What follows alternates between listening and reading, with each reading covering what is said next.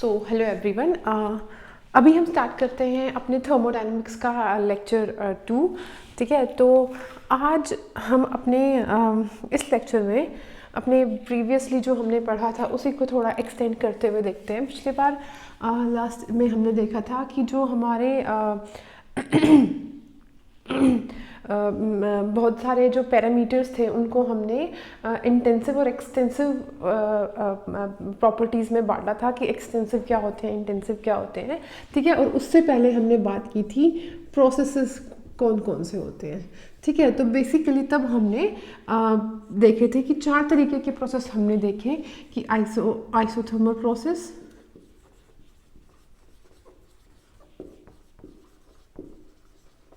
ठीक है, adiabatic process,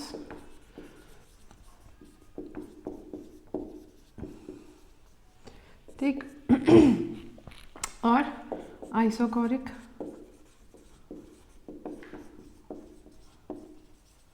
ठीक है, और आइसोबारिक। ठीक, आइसोथर्मल में डेल्टा टी इज 0, एडियाबैटिक में डेल्टा क्यू इज 0, आइसोकोरिक में डेल्टा वी इज 0 और आइसोबारिक में delta P is equals to 0। ठीक है, इनका अगर हम ग्राफ मैंने प्रेशर वर्सेस वॉल्यूम का प्लॉट किया था, ठीक, इस तरीके से कुछ आया था। ये हो गया हमारा आइसोबारिक, आइसोकोरिक, एडियाबैटिक और आइसोथर्मल। ठीक है, ये थे कि इन सारे पैरामीटर्स पे डिपेंडेंट होके कि अगर इनमें से कोई भी कांस्टेंट हो जाएगा तो हमारे कौन सा प्रोसेस होगा। उसके बाद देखो, ये जो आपने प्रोसेस देखे, ये जैसे कि पॉइंट ए से शुरू हुआ, ये बी तक गया, ये सी तक गया, ये डी तक गया, ये ई तक गया। ठीक है, हर एक प्रोसेस एक पॉइंट पे जाके ख़त्म हो रहे हैं। ठीक है, तो इन सब का इनिशियल पॉइंट क्या हो गया, ए, ठीक है, और फाइनल पॉइंट हर किसी का अपना क्या है, अलग अलग है। ठीक है, बी सी डी ए, ठीक है, जो भी है। ठीक, तो depending upon the initial and final points हमारे जो प्रोसेस होते हैं वो भी अब अलग अलग हो जाते हैं। देखो, ये है हमारी initial state of the system, यहाँ पे प्रेशर कुछ होगा, वॉल्यूम कुछ होगा, ठीक है, और ये है हमारी फाइनल स्टेट इस स्पेसिफिक प्रोसेस के अंदर। ठीक है, तो इनिशियल और फाइनल पॉइंट्स के बेसिस पे भी कि इनिशियल स्टेट और फाइनल स्टेट के हिसाब से भी हम अपने प्रोसेस को सब कैटेगराइज कर सकते हैं। ठीक है, तो एक होगा साइक्लिक प्रोसेस, ठीक है, और दूसरा होगा एसाइक्लिक प्रोसेस। यहाँ पे जितने भी ये प्रोसेस दिए हुए हैं इनके अंदर आप क्लियरली देख सकते हो कि इनिशियल पॉइंट तो ए है, इनिशियल स्टेट हमारे सिस्टम की ए है। उसके बाद जब आइसोबारिक प्रोसेस होता है तब बी पे जाता है या सी पे जाता है या डी पे जाता है, अलग अलग स्टेट में आता है। ठीक है, तो इनिशियल पॉइंट की जगह हम स्टेट लिख देते हैं। ठीक है, एक ऐसा process in which initial and final state of system are different। ठीक है, उसको हम क्या बोलेंगे, एसाइक्लिक प्रोसेस। ठीक है, जैसे कि ये सारे हैं। ठीक है, अब साइक्लिक प्रोसेस क्या होंगे, साइक्लिक प्रोसेस वो है जिसका initial and final stage of the system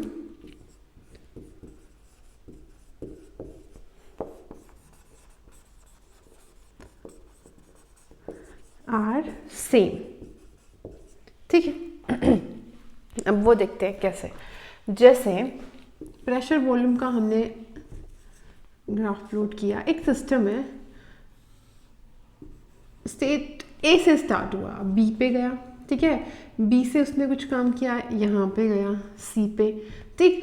तो ए से बी और बी से सी तक का जो प्रोसेस है वो क्या है, एक एसाइक्लिक प्रोसेस। लेकिन सी पे आके ये क्या हुआ, ए पे वापस चला गया। तो अब देखो इसका इनिशियल पॉइंट जहाँ से इसने स्टार्ट किया हमारे सिस्टम का, उस पर P1 V1 की वैल्यू सेम थी, ठीक है। अब फाइनल स्टेज पे भी हम देख रहे हैं कि सिस्टम की स्टेट सेम है। तो इस प्रोसेस को हम क्या बोलेंगे, साइक्लिक प्रोसेस, ठीक है। देखो ये ए से लेके बी तक का प्रोसेस था, ठीक है, वो एक एसाइक्लिक प्रोसेस है, ठीक है। बी से सी तक का, सी से ए तक का, लेकिन ये जो पूरा A to B and B to C and C to A जो प्रोसेस हुआ, ये एक एसाइक्लिक साइक्लिक प्रोसेस हुआ, ठीक है।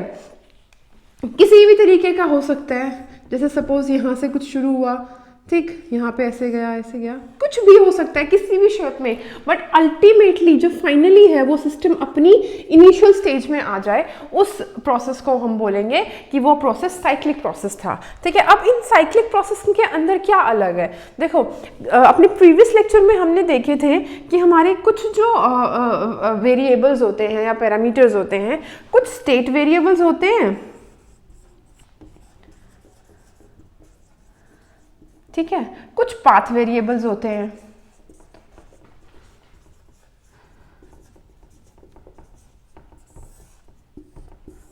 पाथ वेरिएबल्स हमने सिर्फ दो देखे थे, एक वर्क, दूसरा हीट, ठीक है। वर्क को हम W से प्रेजेंट करेंगे, हीट को हम Q से प्रेजेंट करेंगे, ठीक। स्टेट वेरिएबल्स हमारे सारे थे, pressure, temperature, volume, enthalpy, internal energy, grip free energy, ये सारे हमारे क्या थे, स्टेट वेरिएबल्स थे, स्टेट पे डिपेंडेंट थे।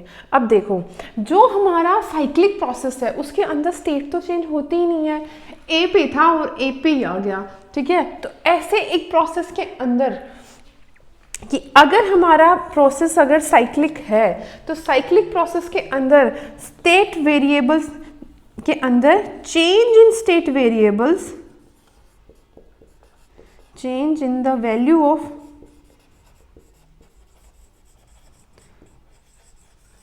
state variables is equals to 0। इसका मतलब क्या हुआ, change in pressure 0, change in volume 0, change in temperature 0, change in enthalpy 0। जो भी मैंने लिखा हुआ है सबके चेंज 0 होंगे, लेकिन वर्क डन कुछ होगा,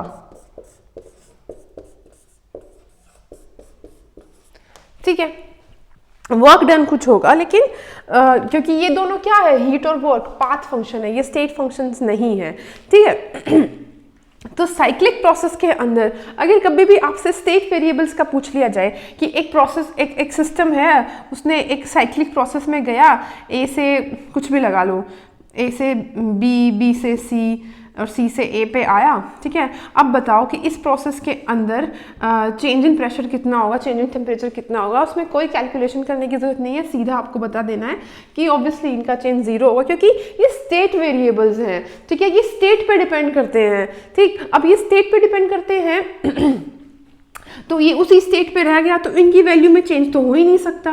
लेकिन जो पाथ वेरिएबल्स है वो पाथ पे डिपेंड करते हैं, प्रोसेस यहाँ से यहाँ तक घूम के आया है, उसने इतना पाथ कवर किया है, तो इसमें कुछ ना कुछ या तो सिस्टम ने वर्क किया, या सिस्टम पे वर्क हुआ, या सिस्टम ने हीट रिलीज की, या सिस्टम ने हीट ली, कुछ ना कुछ इस प्रोसेस के अंदर वर्क और हीट एक्सचेंज सिस्टम ज़रूर करता है सराउंडिंग के साथ। इसलिए वर्क और हीट ये 0 नहीं हो सकते, लेकिन आपकी जितने भी स्टेट वेरिएबल्स हैं उनके अंदर चेंज 0 होगा। तो change in work and change in heat ये 0 नहीं होगा, बाकी 0 होगा एक साइक्लिक प्रोसेस के अंदर, ठीक है।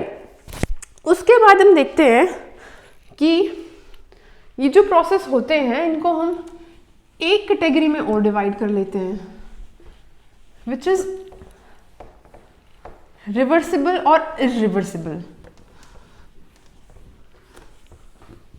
देखो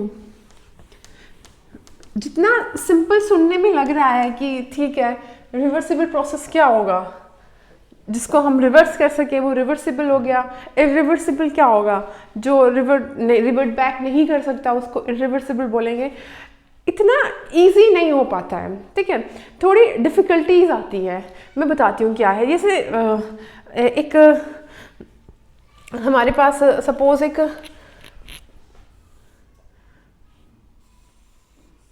ये प्रेशर और ये वॉल्यूम का ग्राफ है, ठीक है। मैं बस बता रही हूँ कि किस तरीके की डिफ़िकल्टीज आती है, ठीक।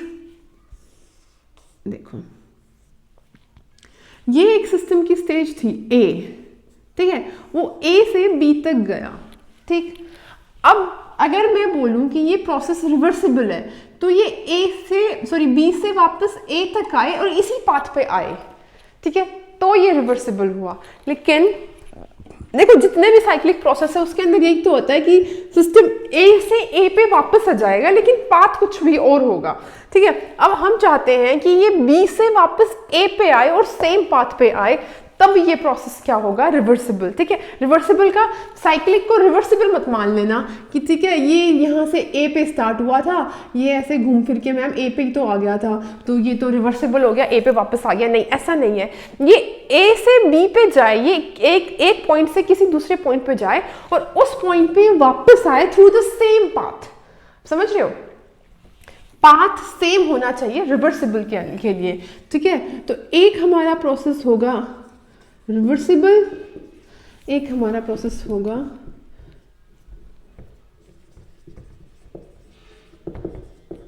ठीक है इरिवर्सिबल। रिवर्सिबल और इरिवर्सिबल में हमें अब चेंज देखना है कि डिफरेंस देखना है कि क्या डिफरेंस होता है, ठीक है। देखो ये 2 पॉइंट्स हैं, ए से लेके बी तक, ठीक। अब ए से लेके बी तक कोई ऑब्जेक्ट है यहाँ पे, सपोज ये है, हमको ना ये इधर मूव करनी है, ठीक ठीक। अब ये ए से लेके बी तक जाएगी, ठीक है। ये हम एक प्रोसेस मान लेते हैं कि ये ऑब्जेक्ट ए से लेके बी तक जाएगी, या तो ये रिवर्सिबली जाएगी या ये इरिवर्सिबली जाएगी, ठीक है। एक तो था कि ये ए से लेके बी तक यहाँ से ए पे सी और एकदम स्पीड से यहाँ पे चली गई बी पे, ठीक है, ये आ गई बी पे। अब ये इतनी जल्दी ए से लेके बी पे आ गई, ठीक है। तो इस तरीके का जो प्रोसेस होगा उसको इरिवर्सिबल बोलेंगे। मैं बताऊंगी क्यों, पहले मैं बस बता देती हूँ। लेकिन अब ये ए से लेके बी पे आ रही है, लेकिन ये कैसे आ रही है ध्यान देना, ये ऐसे आ रही है, यहाँ से एकदम थोड़ा सा इतना सा मूव करी कि देखो नेक्स्ट स्टेज में ये ऑब्जेक्ट यहाँ से सिर्फ इतना सा मूव किया है, ठीक है। उसके बाद ये नेक्स्ट स्टेज में सिर्फ इतना सा मूव किया है ए से बी में आने के लिए, और ऐसे करते करते ये ऑब्जेक्ट इतना स्लो ए से लेके बी तक मूव करती है कि जैसे कोई एक बार देखने वाला देखे, ये पहले ये देखा फिर देखा, पहले ये देखा, अच्छा ये इतने डिस्टेंस पे है, फिर हम देखेंगे इसको, हमें लगेगा कि नहीं नहीं सेम ही तो डिस्टेंस है, कुछ डिस्टेंस कवर नहीं हुआ। इतना स्लोली प्रोसेस चल रहा है कि लग रहा है कि कुछ हुआ ही नहीं है, ठीक है। तो इस तरीके से जब जाएगी, ठीक है, तो ये प्रोसेस होगा रिवर्सिबल। अभी आप समझ लो, मैं बताऊंगी कैसे, ठीक है। तो जैसे कोई प्रोसेस हो रहा है, जैसे सपोज ये प्रोसेस हो रहा था, ए से बी तक प्रोसेस हो रहा था, अगर ए से बी तक प्रोसेस हो रहा है और वो एकदम स्पीड से हो जाए, ठीक है, तो वो प्रोसेस हो जाएगा इरिवर्सिबल। बट अगर ये प्रोसेस इतना स्लोली होता है, बहुत स्लोली होता है, तो ये प्रोसेस हो जाएगा रिवर्सिबल, ठीक है। तो हमको डिफरेंस देखना है रिवर्सिबल और इरिवर्सिबल में, और हमको समझना भी है कि रिवर्सिबल और इरिवर्सिबल कैसे एक दूसरे से अलग होते हैं, क्या डिफरेंस है इन दोनों में, ठीक है। तो एक चीज़ तो मैंने बताई कि जो रिवर्सिबल प्रोसेस होता है वो बहुत स्लो होता है, एक्सट्रीमली स्लो।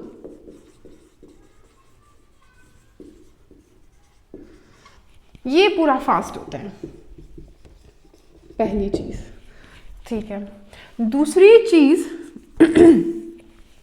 ए से बी तक हमें जाना था, रिवर्सिबली जाना था।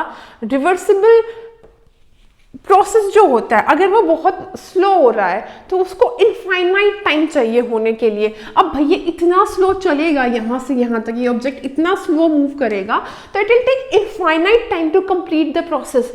तो जो हमारे रिवर्सिबल प्रोसेस होते हैं दे टेक इनफाइनाइट टाइम, ठीक है, और जो हमारे इरिवर्सिबल प्रोसेस होते हैं वो फाइनाइट टाइम में ही कंप्लीट होते हैं,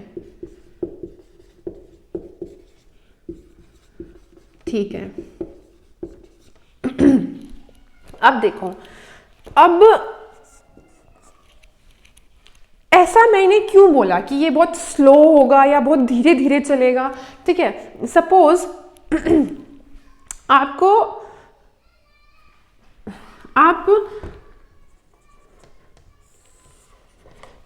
सपोज ये आप जैसे सपोज आप यहाँ से कहीं घूमने जा रहे हो, ठीक है, सपोज आप कहीं 500 किलोमीटर दूर घूमने जा रहे हो, आप अपने घर से निकले और आपको ऐसे कुछ फील हुआ कि आप अपना कुछ भूल गए हो घर पे, ठीक। सपोज आप यहाँ किसी ए पॉइंट पे हो, किसी बी पे जाना है, दिस इज 500 किलोमीटर्स, ठीक है।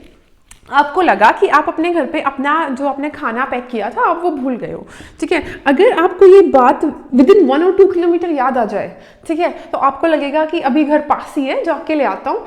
यू फील रिवर्सिबल कि चलो चलो वापस घर जाके वो ले आते हैं। लेकिन अगर आपने ये दूरी ज़्यादा तय कर ली तो आप वापस नहीं आने की सोचोगे, आपको लगेगा कि नहीं नहीं नहीं अब छोड़ देते हैं। तो इसी तरीके से क्यों स्लो होता है, देखो रिवर्सिबल के अंदर each step is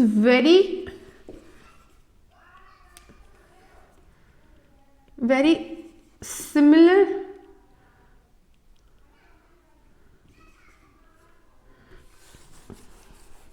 after each step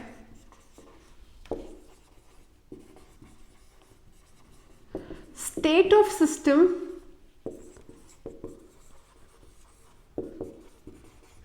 is very similar to previous state।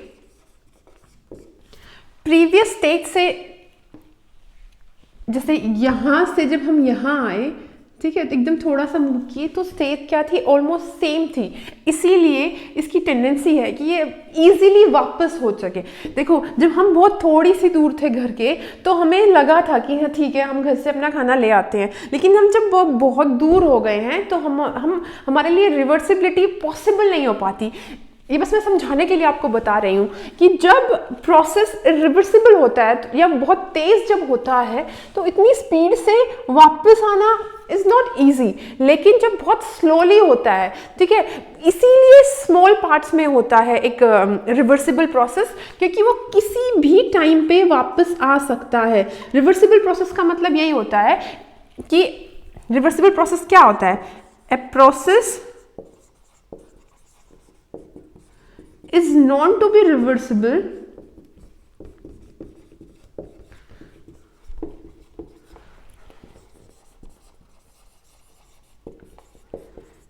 if it can revert back to its previous stage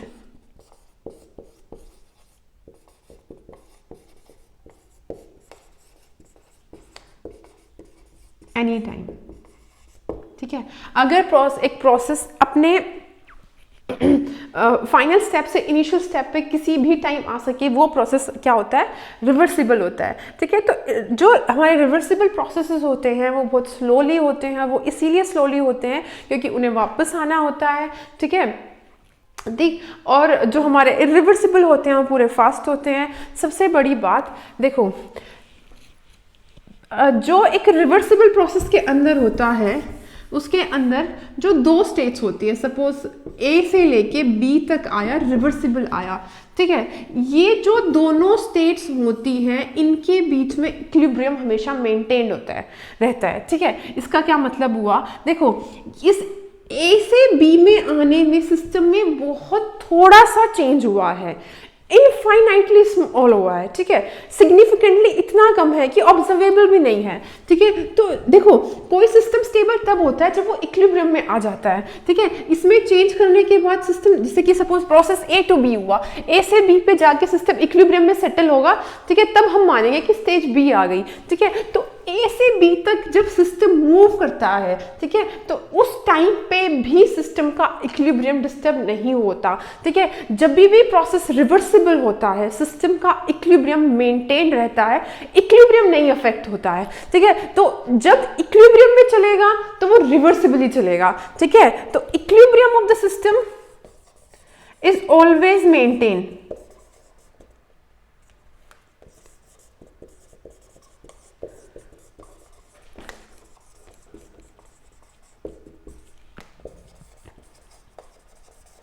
always maintained,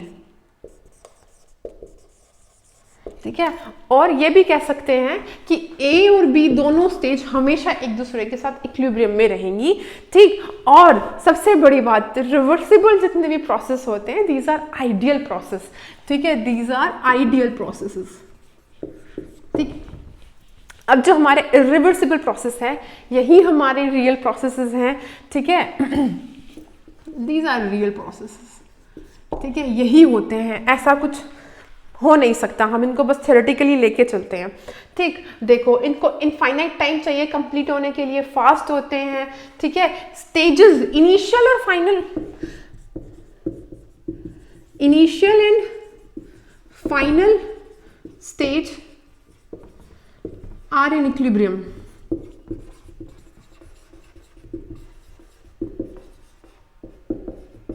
ठीक है। बीच में इक्विलिब्रियम नहीं होता, इसमें क्या होता है हमेशा इक्विलिब्रियम मेंटेन रहता है, ठीक है। और क्या था, वही इसकी डेफिनेशन ये हो जाएगी कि जो अपनी प्रीवियस स्टेट में वापस ना आ सके, दैट इज रिवर्सिबल, ठीक है। तो ये थे डिफरेंस हमारा रिवर्सिबल और इरिवर्सिबल प्रोसेस में।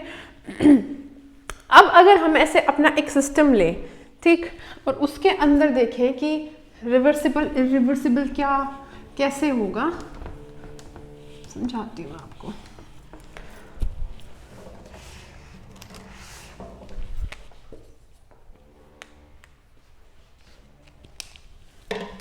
देखो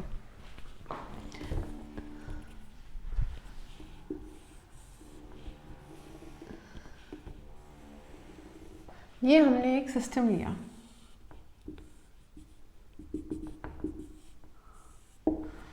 इसके ऊपर ये पिस्टन है और इस पिस्टन के ऊपर बहुत टाइनी ये वेट्स रखे हुए हैं, ठीक। सिस्टम पूरा इक्विलिब्रियम में है, बहुत थोड़े वेट्स हैं, ठीक है। अभी हमने क्या किया, यहाँ से ये एक वेट निकाल दिया, ठीक है, यहाँ से ये एक बहुत छोटा सा वेट है, ठीक है। तो अब देखो यहाँ से कुछ वेट निकला है, इसलिए सिस्टम में कुछ चेंज भी आएगा, ठीक है। ये स्टेट ए थी, ठीक है, सिस्टम क्या करेगा, एक्सपेंड करेगा,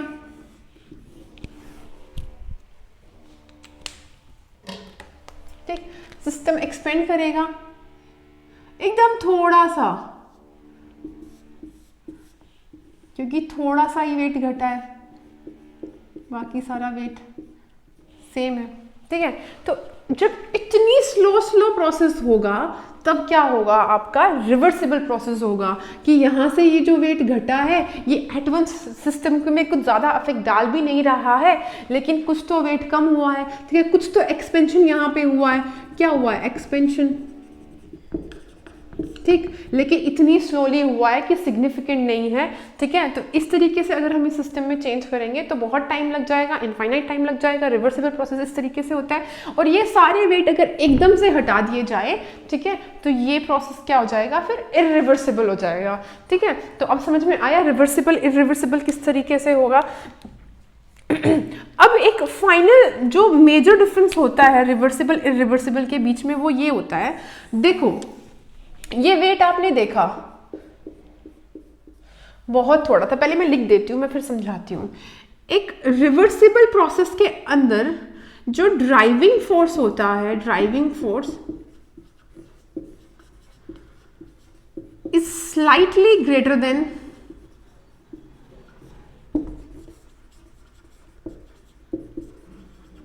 अपोजिंग फोर्स।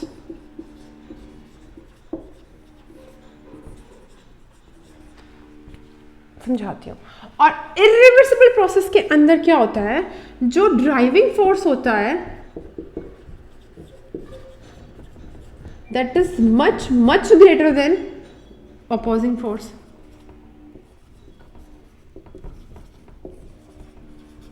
ठीक, ये मच मच ग्रेटर क्या मतलब हुआ, देखो यहां पे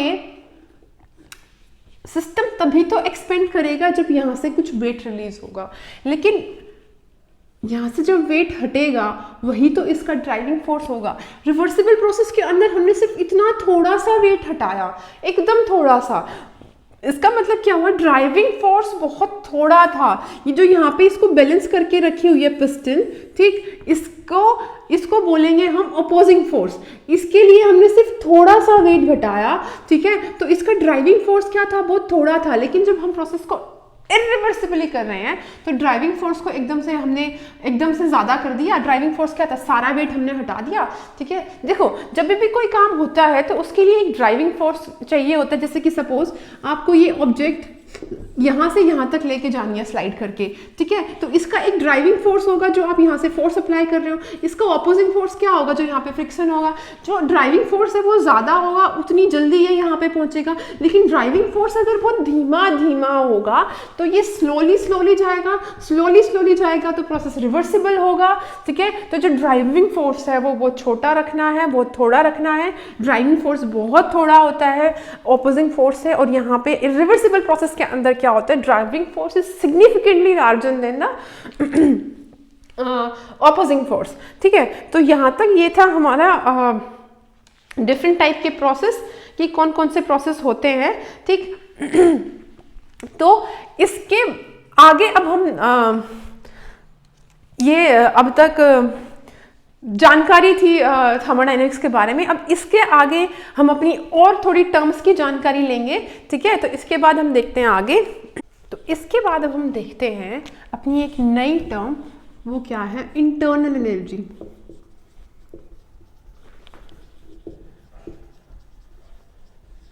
ठीक, नाम से लग रहा होगा इंटरनल एनर्जी कि क्या होती है, सिंपल लग रहा होगा, ठीक है। देखो हर एक सिस्टम के पास कोई भी ऑब्जेक्ट है, कुछ भी है, ठीक है।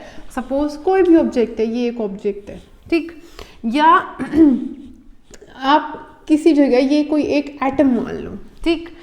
हर एक ऑब्जेक्ट के पास, हर एक सब्सटेंस के पास अपनी कुछ एक एनर्जी होती है, ठीक है।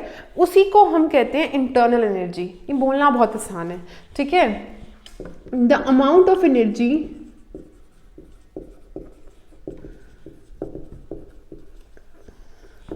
possessed by a system is internal energy, ठीक है। अब देखो बोलना बहुत आसान है कि एक सिस्टम के पास जितनी एनर्जी होगी उसको हम इंटरनल एनर्जी बोलेंगे। टोटल एनर्जी एक सिस्टम के पास कितनी होगी, दैट इज़ वेरी कॉम्प्लिकेटेड। जैसे आपके पास ये एक एटम है, ठीक है, एटम से अंदाज़ा लगाना, ठीक। उसके बाद मॉलिक्यूल और कॉम्प्लिकेटेड हो जाएगा। और अगर हम पूरा सिस्टम ले जिसमें इनफाइनाइट एटम्स मॉलिक्यूल है, उसके बारे में तो और डिफिकल्ट हो जाएगा। अब देखो जैसे आपके पास ये एक एटम है, ठीक है, एक एटम के अंदर किस किस टाइप की एनर्जी होती है। ये एटम है, ये वाइब्रेट कर रहा होगा, ये रोटेट कर रहा होगा, इसके अंदर इलेक्ट्रॉन्स प्रोटॉन्स हैं, ठीक है। इसके प्रोटॉन्स आपस में अपने चार्ज को इलेक्ट्रोस्टैटिक रिपल्शन या प्रोटॉन इलेक्ट्रॉन के बीच में अट्रैक्शन हो रहा होगा, ठीक है। कितनी चीज़ें हो गई, रोटेशनल एनर्जी हो गई, ठीक है, वाइब्रेशनल होगी, स्पिन कर रहा है उस वजह से एनर्जी होगी, ठीक है। ये सिर्फ एक एटम की बात हो रही है, ठीक है। इलेक्ट्रोस्टैटिक अट्रैक्शंस होंगी, या रिपल्शन होगा, इलेक्ट्रोस्टैटिक इंटरैक्शंस, ठीक है। तो एक एटम के अंदर अगर आप देखो तो उसके अंदर कितनी टाइप ऑफ एनर्जी है, और हम सिंपली बोल दे रहे हैं कि एक सिस्टम के पास जो टोटल एनर्जी उसके पास होगी वो इंटरनल एनर्जी होगी। अब देखो एक एटम की एनर्जी इतनी कॉम्प्लिकेटेड है कि हम नहीं कैलकुलेट कर पा रहे हैं कि उसके पास टोटल एनर्जी कितनी है। देखो आप कैसे करोगे ना, आप किस किस किस चीज़ को कैलकुलेट करोगे, पर क्या पता इन द एंड कुछ रह जाए, ठीक है। टेक्निकली अभी तक साइंस में किसी सिस्टम की इंटरनल एनर्जी बताना अभी तक पॉसिबल नहीं हुआ है। It is impossible to calculate the internal energy of the system, ठीक है। क्योंकि आप एक एटम के अंदर देखो ना, और अगर ये यहाँ पे ये बहुत सारे एटम या मॉलिक्यूल्स हो जाएंगे, ठीक है, तो इनके केस में तो ये और कॉम्प्लिकेटेड हो गया। तो इन एक्चुअल किसी सिस्टम की इंटरनल एनर्जी बताना बहुत मुश्किल है, क्योंकि जो आपकी इंटरनल एनर्जी होती है इसको हम यू से प्रेजेंट करते हैं, कैपिटल यू, ठीक है। और ये जो कैपिटल यू होती है, यू, ये उसकी जितनी भी एनर्जीज होती है किसी सिस्टम के पास, चाहे वो उसकी रोटेशनल एनर्जी है, प्लस चाहे वो उसकी काइनेटिक एनर्जी है, चाहे उसके पास इलेक्ट्रोस्टैटिक इंटरैक्शंस हैं, ठीक है, ये जितने भी टाइप की एनर्जी है उस सिस्टम के पास, जितने भी टाइप की एनर्जीज है, उन टोटल एनर्जीज का सम जो होगा वो क्या होगा, इंटरनल एनर्जी होगा। और किसी भी सिस्टम की इंटरनल एनर्जी कैलकुलेट करना इज नॉट पॉसिबल, ठीक है। द पॉइंट इज कि जब पॉसिबल नहीं है then why we are studying, ठीक, दैट इज इवन लॉजिकल। देखो मैं बोल रही हूँ कि किसी भी सिस्टम की इंटरनल एनर्जी एग्जैक्ट अमाउंट हम कैलकुलेट नहीं कर सकते। हाँ, हम रफ प्रोडिक्शंस दे सकते हैं कि इन बहुत सारी एनर्जीज का सम होती है और एक सिस्टम के पास एक इंटरनल कुछ एनर्जी होती है, ठीक है। तो हम क्यों कैलकुलेट कर रहे हैं, देखो हम इसलिए कैलकुलेट कर रहे हैं, हमारे पास एक सिस्टम है, ठीक है, या हमारे पास कुछ भी है, ये सपोज यहीं पे था, ये एक एटम था हमारे पास, इसकी टोटल एनर्जी हमें नहीं पता, लेकिन हमें हमेशा बात करनी है कि इस सिस्टम में सपोज ये एटम ही है, इसके अंदर कोई प्रोसेस हुआ, इसके ऊपर कुछ प्रोसेस हुआ, ठीक है, तो इसकी इंटरनल एनर्जी में चेंज कितना आया, हमें डील करना है चेंज इन इंटरनल एनर्जी,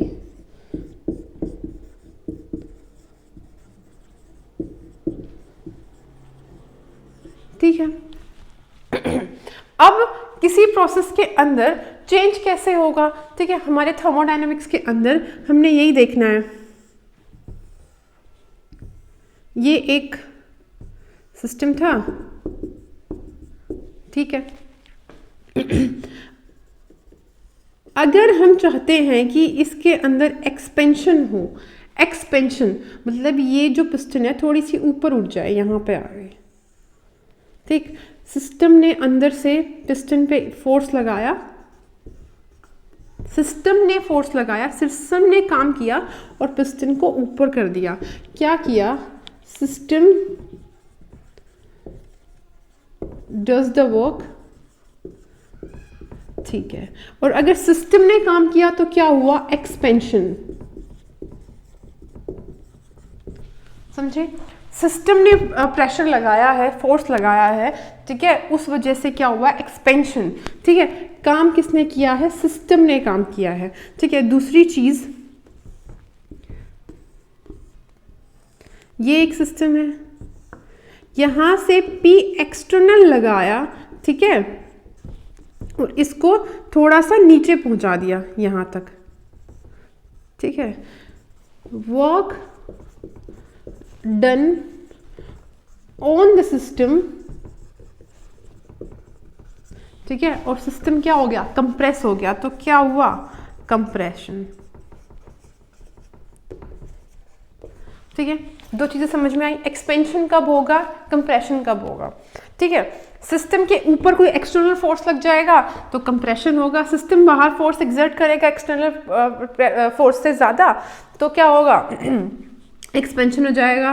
तो जो P ऑफ सिस्टम है that is greater than P external expansion के लिए, और कंप्रेशन के लिए P external is greater than P of system, pressure system का, ठीक है। ये एक्सपेंशन हो गया, ये कंप्रेशन हो गया, ठीक।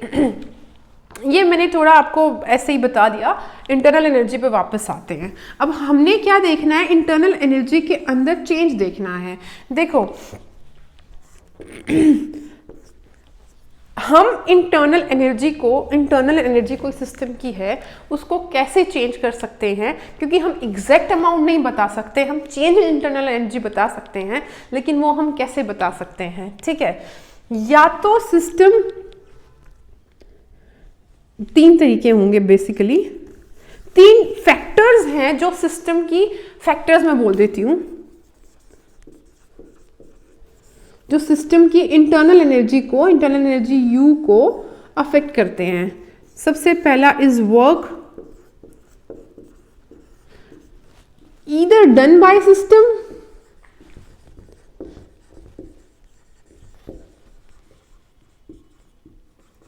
और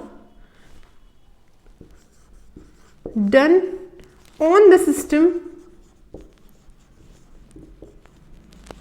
by surrounding.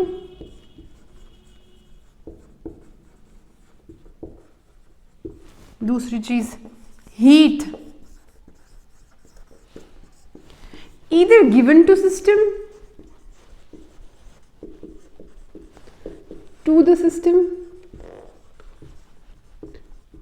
or given by the system.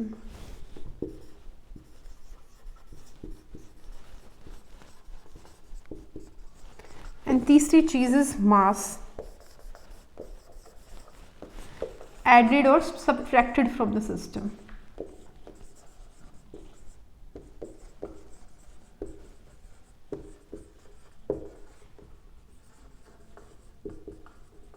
देखो हम थर्मोडायनेमिक्स में इन दो से डील करने वाले हैं, यहाँ पे ये नहीं होगा, इससे डील नहीं करेंगे, तो बेसिकली हम इसको देखने वाले हैं, ठीक है। तो जो हमारी इंटरनल एनर्जी होगी वो इन दो फैक्टर्स पे डिपेंड करेगी एक प्रोसेस के होने के बाद, ठीक है। एक प्रोसेस है कि उसकी इंटरनल एनर्जी कुछ चेंज हुई है, डेल्टा यू, ठीक है। डेल्टा यू क्या होगी, उसकी कुछ इनिशियल एनर्जी होगी U1 माइनस U2। अब देखो हमें सिस्टम की इंटरनल एनर्जी नहीं पता है, हमें नहीं पता कि ये वैल्यू क्या है, अब हमें नहीं पता कि ये वैल्यू क्या है, लेकिन हम कैलकुलेट कैसे करेंगे, ठीक। तो उसका भी अपना एक तरीका है। हम कैसे कैलकुलेट करेंगे, हमको मैंने अभी बताया कि पता होना चाहिए कि सिस्टम में कितनी हीट गई। देखो समझो मेरी बात को। सपोज मेरे पास 100 रुपए, ठीक, ये 100 रुपए मुझे किसी बैंक में ट्रांसफर करने हैं, ठीक है, किसी बैंक को देने हैं, ठीक है। मुझे नहीं पता बैंक के पास टोटल कितने हैं, ठीक है, आई डो नॉट नो, ठीक। लेकिन मैंने अपने 100 रुपए इसको दे दिए, मुझे नहीं पता इससे पहले, सपोज ये इनिशियल स्टेट थी 1, ठीक है, इस टाइम पे इसके पास टोटल अमाउंट कितना था मुझे नहीं पता, ठीक है। मैंने जब इसको ट्रांसफर कर दिया तो स्टेज हो गया 2, मैंने इसको 100 रुपए दे दिए, अभी भी मुझे नहीं पता कि टोटल कितना है, लेकिन मुझे ये ज़रूर पता है कि मेरे 100 रुपए देने के बाद इसके अमाउंट में चेंज कितना आया, चेंज इन रुपीज़ कितना आया, 100 ही आया होगा, क्योंकि मैंने 100 दिए हैं ना, तो मुझे ये पता है कि मैंने कितने दिए हैं, तो उस हिसाब से मैं प्रिडिक्ट कर सकती हूँ कि इसके, प्रिडिक्ट नहीं, आई एम श्योर कि इतना ही होगा, ठीक है। तो इसी तरीके से इंटरनल एनर्जी होता है, सिस्टम के अंदर जो टोटल एनर्जी है वो बैंक की तरह हो गई। हमें नहीं पता बैंक में कितनी एनर्जी है, लेकिन हम इसमें कितनी हीट दे रहे हैं, या इसमें से कितनी हीट निकल रही है, या ये कितना वर्क डन कर रहा है, या इस पे कितना वर्क डन हुआ है, ठीक है। अगर हमें ये फैक्टर्स पता हो तो हम बता सकते हैं कि जो हमारे सिस्टम की इंटरनल एनर्जी होगी वो कितनी होगी, ठीक है। तो अब जो सिस्टम की चेंज इन इंटरनल एनर्जी होगी उसका फॉर्मूला ऐसा है, हीट एडेड और subtracted out of system plus work done by और डन ऑन द सिस्टम। दो अलग अलग चीजें हैं। यहाँ पे सिस्टम ने काम किया था, work was done by the system, यहाँ पे सिस्टम के ऊपर काम हुआ था, ठीक है। अभी ये इतनी बात समझ लो आप। उसके बाद हम देखते हैं हमारी साइन कन्वेंशन, कि हम साइंस को कैसे लेंगे कि ठीक। तो इतनी बात आपको समझ आई। इसके बाद हम देखते हैं जब भी किसी सिस्टम के ऊपर कुछ ऐड होगा, ठीक है, जैसे कि ये एक सिस्टम मैंने ले लिया, इसके ऊपर वर्क किया गया, W अमाउंट ऑफ वर्क किया गया, ठीक है, सिस्टम ये था, इसके ऊपर काम किया गया, तो इसकी हम साइन प्लस W लेंगे, work done on the system,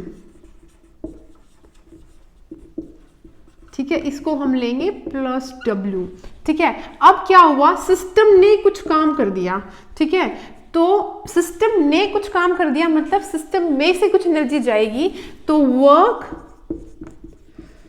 done by the system, इसको हम नेगेटिव साइन से लेंगे, ठीक है। ये कुछ इस तरीके से है कि सपोज भाई मेरे पास 100 रुपए हैं, वर्क डन, सिस्टम के पास 100 रुपए हैं, इसके ऊपर वर्क डन किया तो इसमें ऐड हो जाएगा, सपोज 10 जूल्स का वर्क डन हुआ तो ये 110 हो जाएगा। लेकिन अगर सिस्टम ने काम कर दिया 10 जूल्स का, ठीक है, तो ये कितना हो जाएगा 90 जूल्स, 100 माइनस 10। ऐसे ही क्या करेंगे हम, हीट का, सिस्टम ने हीट रिलीज कर दी, उसको हम नेगेटिव साइन में लेंगे, ठीक है, और अगर सिस्टम को हीट दी हुई है, सिस्टम को हीट मिली है, उसको हम ऐड कर देंगे। सिंपल मैथमेटिक्स है ना ये तो। आपके पास 100 रुपए है, आपको 10 रुपए दे दिए गए तो आपके पास ऐड हो जाएंगे। आपने किसी को 10 रुपए दे दिए, आप सिस्टम ने अपनी हीट रिलीज कर दी, तो वो अमाउंट क्या हो जाएगा, नेगेटिव, ठीक है। तो इस तरीके की साइन कन्वेंशन होती है। अब देखो, आपने डेल्टा यू निकालना है, लेकिन आपको नहीं पता कि हीट और वर्क को हम कैसे मैनेज करें। देखो, एक्सपेंशन क्या है, एक्सपेंशन के अंदर सिस्टम ने काम किया है, ठीक है, सिस्टम ने अगर काम किया है तो ये जो W होगा उसका साइन क्या होगा, नेगेटिव, ठीक है। कभी भी आपको एक ऐसा प्रोसेस बोला जाए कि जिसके अंदर एक्सपेंशन हुई है तो उसका W आप नेगेटिव लेके चलोगे, ठीक है। अगर आपको कोई ऐसा प्रोसेस बोल दिया जाए जिसके अंदर कंप्रेशन हुआ है, सिस्टम के ऊपर काम किया है, सिस्टम में वर्क ऐड हुआ है, इसको W पॉजिटिव लेके चलेंगे, ठीक है। तो जब हम किसी सिस्टम की इंटरनल एनर्जी अगर हम कैलकुलेट करेंगे, ठीक है, तो कैसे करेंगे कि उसके अंदर हीट आई है या गई है, प्लस माइनस उसके अंदर वर्क हुआ है या उसने वर्क किया है, ठीक है। अब इसको भी हम समझते हैं।